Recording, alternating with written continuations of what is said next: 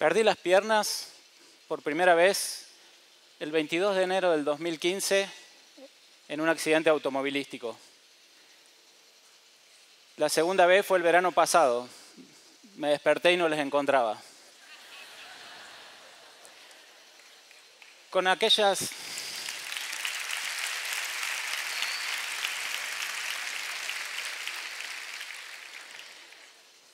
primeras piernas que quedaron en el accidente, practicaba deportes y fútbol especialmente desde que tengo 4 o 5 años de edad. Decidí retirarme del fútbol competitivo a los 37, por razones que son obvias para todos. Tengo muchas canas. Lo que no me imaginaba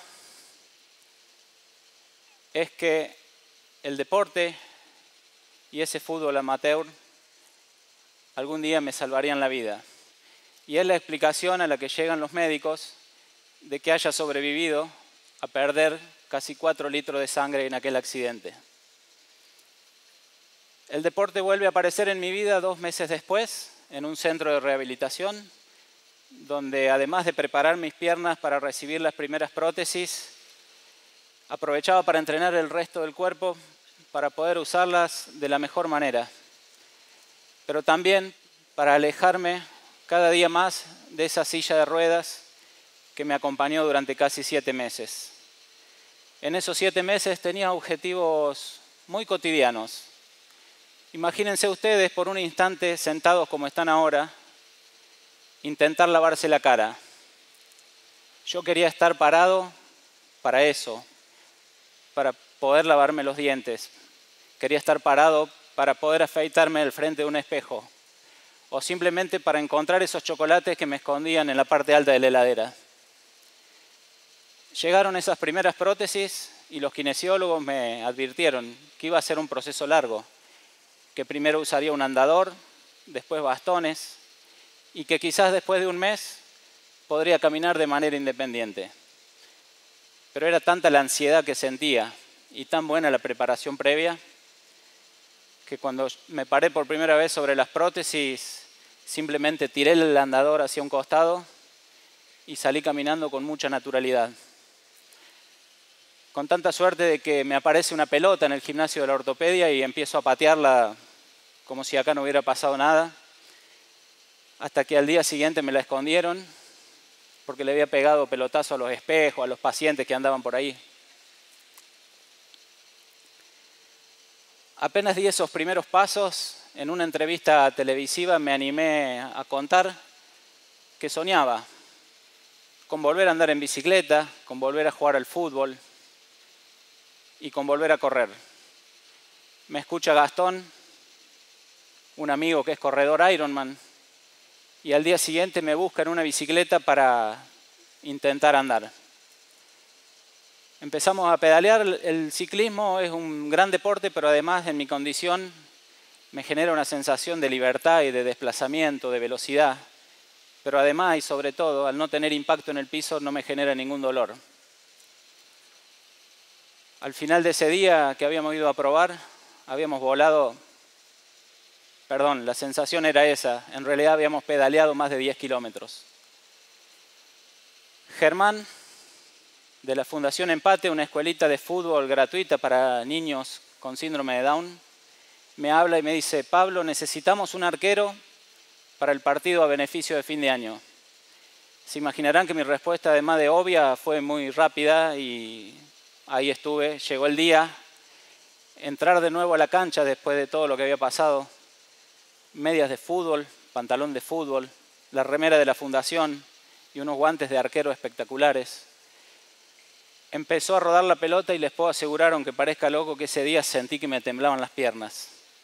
Y el broche de oro fue el partido de exhibición que hicieron los alumnos de la escuelita. Nos llenó el alma a todos. Y de la mano de Gustavo, dueño de una ortopedia de la ciudad de Córdoba, cumplimos el tercer sueño: volver a correr.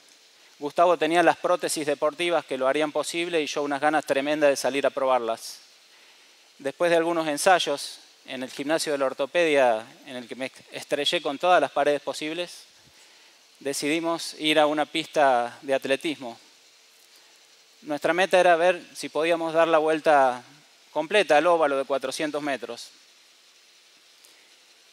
Empecé a correr, la adrenalina que sentía hizo desaparecer no solo mis miedos, sino también cualquier molestia o cualquier dolor que podría haber sentido. Y sentí, quizás como nunca antes, ese viento en la cara que sentimos cuando corremos, que además les aseguro que servía para secarme las lágrimas de la felicidad que tenía por volver a correr nuevamente.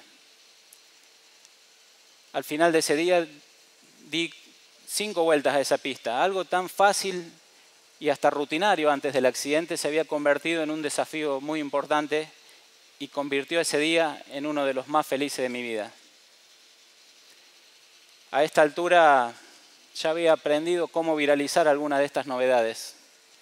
Era bastante simple. Le mandaba una foto o un video a mi mamá y le pedía que no se lo muestre a nadie. Imposible. A las 2 horas me estaban invitando a participar de una carrera, la primera carrera de 3 kilómetros.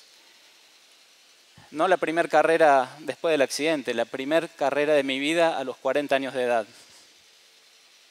Y necesitaba estar motivado. Cuando pienso en las motivaciones, las imagino de diferentes maneras. Esa próxima carrera, una competencia de ciclismo, un partido de tenis, la posibilidad de escalar una montaña, funcionan para mí como un gran motor. Y ese motor me hace levantar todas las mañanas antes de las 6 y mientras me preparo para enfrentar mi jornada laboral como abogado, estoy pensando no solo si terminé de redactar aquel contrato, sino si la bicicleta está inflada o si mis prótesis de correr están bien alineadas para entrenar durante la tarde. Ese motor me hizo entrenar muy duro para esa primera carrera y para mi último duatlón, corriendo 7,5 kilómetros y 20 en bicicleta. Y también para uno de los retos más trascendentes, intentar hacer cumbre en el Aconcagua, que es la montaña más alta de América. También pienso en la motivación como el combustible que ese motor necesita. Y son las personas, son ustedes. Personalmente, por teléfono o a través de la magia de las redes sociales, siento la alegría y la felicidad que le provoca a los demás cada avance en mi recuperación. El impacto positivo de cada nuevo desafío que se presenta y que lo llevo adelante. Ese combustible que nos llena el alma y el corazón de energías, al que simplemente llamo el combustible humano. Pero para que ese combustible humano se vuelva más puro y más potente, existe la posibilidad que se me presenta a diario de poder ayudar a los demás. Como ir al hospital de niños, a visitar a Malena, a pedido de su mamá, una adolescente de 16 años a quien acababan de amputarle una pierna a causa de un tumor. Su familia tenía mucha incertidumbre sobre cómo sería su futuro con una piernita menos.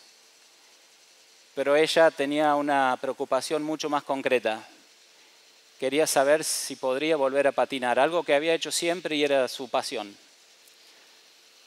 Mientras despertaba de la cirugía me vio entrar a la habitación, caminando, con normalidad, con mis pantalones cortos.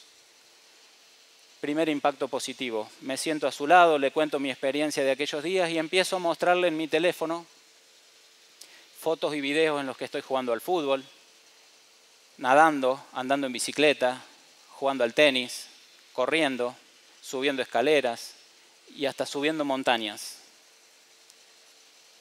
Y por esas cosas mágicas de la vida en el teléfono aparece una foto que había tomado poquitos días antes, en la que estoy subido a unos patines tipo rollers. Les puedo asegurar que todos ahí sentimos que el mundo se quedaba en pausa. Vi la mirada de Male brillar como un sol. Una sonrisa le cubría toda su cara y los rostros de la familia que nos rodeaba cambió definitivamente.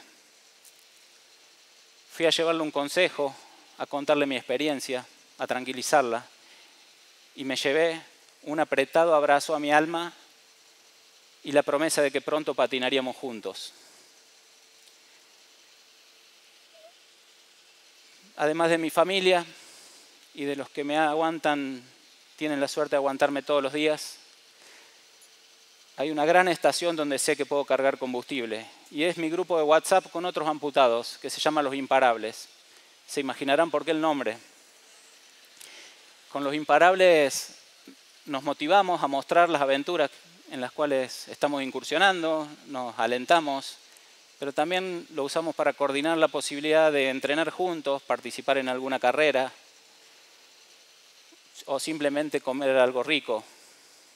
Sobre todo cuando viene Alejandro, un joven amputado que acaba de recorrer casi 3.000 kilómetros en bicicleta desde el sur de Córdoba hasta Ushuaia, y quien es para nosotros una gran motivación. Pero en realidad lo invitamos porque fabrica cerveza artesanal. Aprendí que solo no habría llegado tan lejos. Haber contado mis sueños en aquella entrevista hizo que apareciera la bicicleta, el partido de fútbol y las prótesis para correr. Se amplió mi círculo humano virtuoso. A las personas que me acompañaron siempre encontré otras de las cuales me enorgullezco. Me encontré inmerso en una comunidad que me alienta y me empuja día a día a alcanzar todas mis metas.